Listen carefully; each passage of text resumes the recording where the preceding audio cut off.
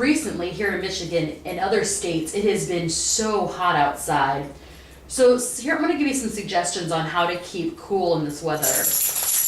You know, when it's extremely hot outside, it is the most harmful for senior citizens, babies, children under the age of 4, people who are overweight, those who have health problems or illnesses, and also certain medicines can affect that.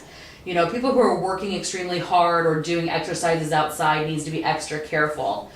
Some of the reasons why it's really important, between 60 to 75 people in the United States die from heat-related illnesses. What happens is during the day it'll be so hot, and then in the evenings it gets to around 70. It makes it extremely hard for your body to cool off. You know, and if the next day is going to be extremely hot, you know, then what can happen is you can get extremely sick. So some of the ways that you can protect yourself, think about like if you're parked somewhere in a parking lot and you leave children or dogs or senior citizens to stay in that car. Don't ever do that. Some people think, oh, it's no big deal, but many times you'll see on the news where a baby or a child has died because they've been left in the car during a hot day, and people just don't think. You know, also people don't think about animals who have to suffer. It's extremely sad. It's really important to make sure that you're drinking plenty of water. I know that sometimes we don't feel thirsty, but that shouldn't matter, because what happens is that your body sweats and then the water is depleted in your system. It's extremely important to keep hydrated. If you're exercising a lot, you should have between 2 to 4 cups of water for every hour that you're exercising. If you would have family or friends or somebody who lives alone, especially senior citizens, you should go in and check on them often just to make sure that they're staying hydrated and having enough water in their system. When it's extremely hot, you know, thinking of people drinking like alcohol and sodas that have caffeine and sugars in them. You know, many people think, oh, awesome, nice hot day, I'm going to have a bottle of beer, that's fantastic. But what happens is there's alcohol in it, and it's kind of a natural diuretic. So you're back and forth to the bathroom, and what happens is you're depleting the water in your system. And not just the alcohol, but the soda, Pepsi, Mountain Dew, Coke, they all contain caffeine. And so that's gonna make you go to the restroom as well. That sugar is really not the best. Really, you should just stick with water.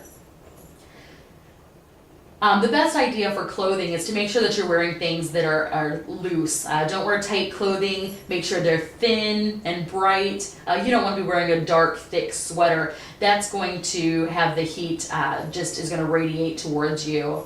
Also, you should make sure that you're using sunglasses to protect your eyes and a wide brim hat. A baseball cap is not going to have enough coverage to help you out. Then make sure that you're using sunscreen. Something with a 15 SPF or higher would be ideal.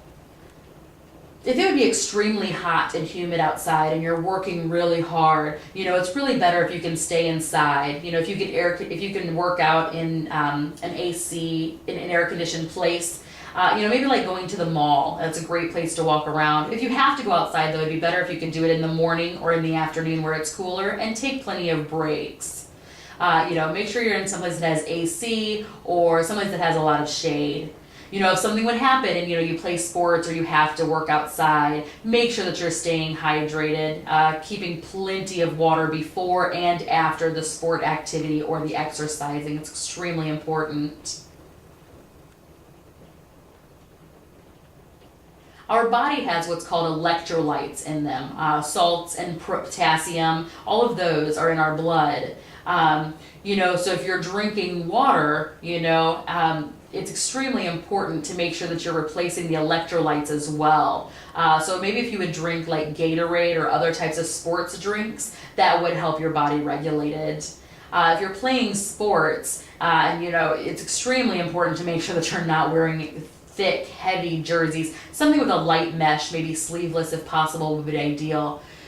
I know that for some sports you have to wear a helmet. Well, when you do that, you need to make sure that when you're on breaks and things, you can take those off to help cool your body down. What can happen is if you're out in the excessive heat, you can have what's called a heat stroke. Most people, you know, it's normal in warm weather, they're going to sweat. And that's good. Your body sweats to help you cool off. It means that your body's working properly. But if you would have a heat stroke, what happens is that your body can't cool itself off. You're not able to sweat. What happens is the temperature inside of your body just elevates extremely. So your skin could be red, Your muscles could get weak.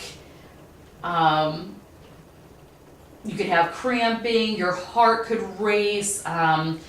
Also, you could also have your pulse could decrease. It could get weakened. Both of those. You could have migraines, stomach aches. Seizures are possible. If you're having a really hard time talking or there's confusion, and in severe cases, even you can even black out. If you would notice that somebody was having a heat stroke and they're out in the sun, you should move them over into a cool, shaded area if possible, and then call 911. Just make sure that you're getting them out of the sun. If they have tight clothing on, make sure to loosen it. Maybe you could get like a water hose or a sponge with some water on it to help their body temperature decrease. Another option is you could get like a wet sheet and kind of put that around them and then put a fan on them to help cool their bodies off. If they're able to drink a little bit of water, then go ahead, that's fine. But if they've been vomiting or if they've had a blackout, you need to go ahead and refrain from giving them food and water. The Weather Channel, they talk about like heat index. If it's really sticky outside or humid and there's not a lot of wind, then the temperature is going to feel much higher than what it normally would. Sometimes you see the phrases excessive heat watch. And that would mean that for 2 or 3 days straight, it's going to be extremely hot, high temperatures. The heat index could be in the 105 area. A heat advisory is more like a warning. It means that the temperature will go up to around 100 or over for about 3 hours or more. And it could be, for 1 day or 3 days of that excessive heat. So that's what that warning is. You also have an excessive heat warning.